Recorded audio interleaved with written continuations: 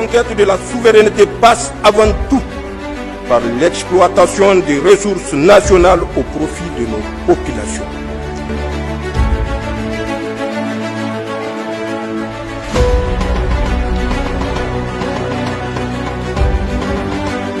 Madagascar, une île au paysage unique, aujourd'hui au cœur d'une crise politique majeure. Ce qui a commencé comme des manifestations contre des coupures d'eau et d'électricité s'est transformé en l'espace de quelques semaines en une confrontation qui menace l'équilibre de la nation.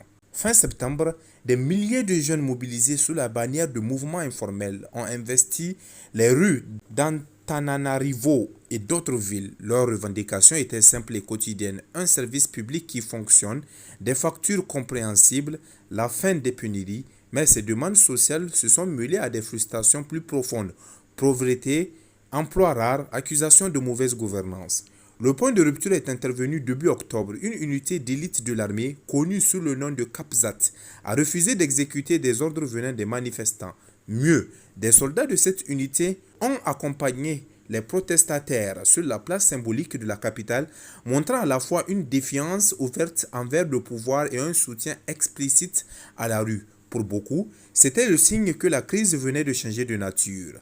La présidence a parlé d'une tentative de saisie de pouvoir. Les autorités ont appelé au calme et annoncé une allocution présidentielle. Entre-temps, des rumeurs et des informations contradictoires circulent quant au sort du chef de l'État.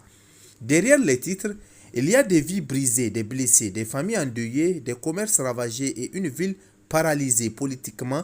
Le paysage change vite. Nominations militaires contestées, institutions ébranlées et une population qui s'interroge sur la suite. Retour à l'ordre, transition négociée ou plongée dans une instabilité prolongée.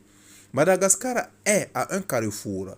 Ce qui se joue ici n'est pas seulement une lutte pour le pouvoir, c'est une preuve pour la démocratie, la cohésion sociale et la protection des droits fondamentaux.